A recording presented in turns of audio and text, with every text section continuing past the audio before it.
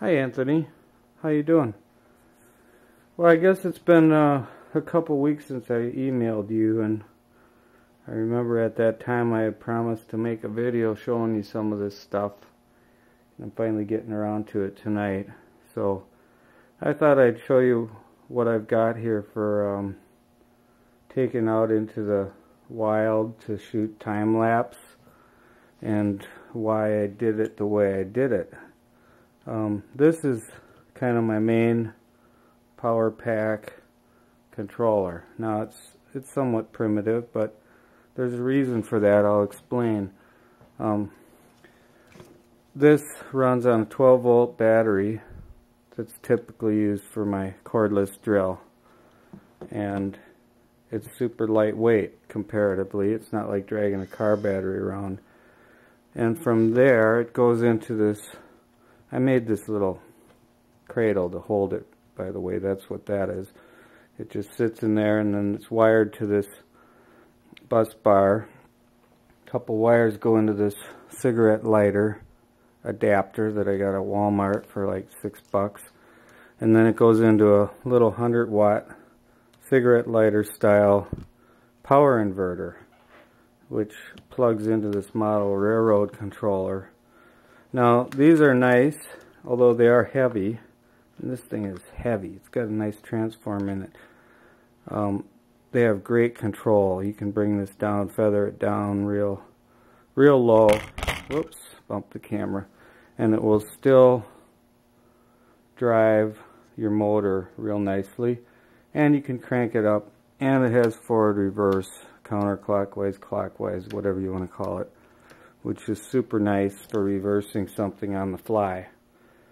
So you put the battery in, it starts making noise.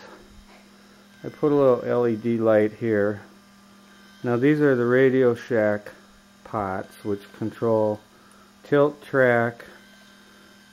That one's probably pan, and this is for the motor right here, which controls my shutter. Now you're probably saying why? Well, the camera I like to use is the Casio EXF1.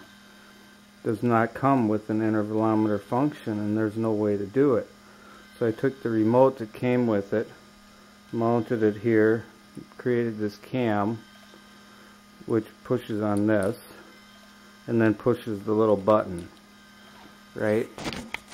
And so each time it presses the button, it fires the camera.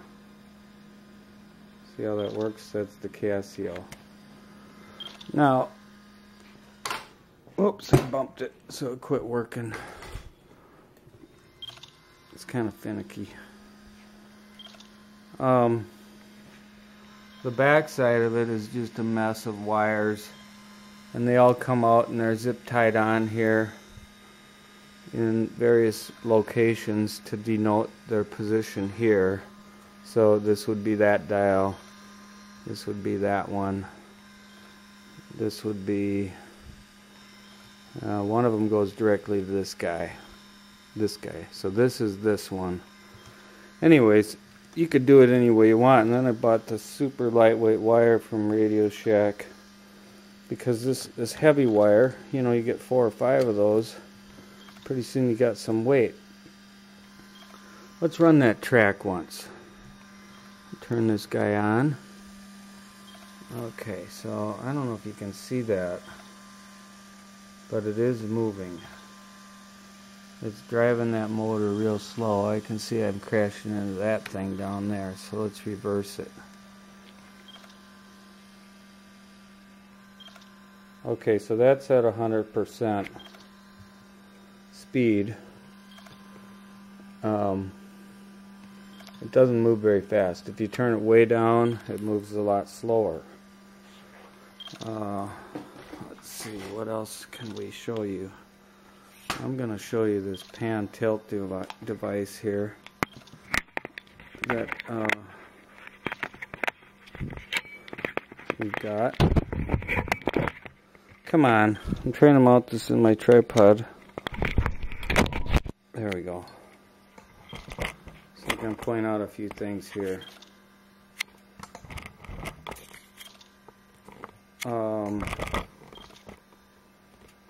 This is a gear-driven device. Now you can see it's a little loose. There's all kinds of backlash in all these gears. There's a gear set here, there's a gear set here, and then it goes over to the motor here. Similar here, so the thing is unstable. It looks cool, but in reality, it's not so cool. So that's got to be redone. Now this uses just little motors, just like this. Underneath here, inside of this black housing, is a little motor, 12-volt motor. So I run this wire from here over to my controller, and then I can turn it. Now, let's say I want to look at this shot before I do it. Well, it's pretty tough to do. Turn that off. We don't need to see the camera running. You know it works. Because you can't just go, oh, let's see. The move goes like this, right? Because it's all locked in. So to do that, I have to go in here with an Allen wrench and loosen these two screws, pull this back, and then it frees the camera up, and then I can move through it. Now, the other way to do this, which I find to be a lot simpler, let me get my wrench, is to use this sort of, I'm going to have to do an edit here because this is going to take more than a minute.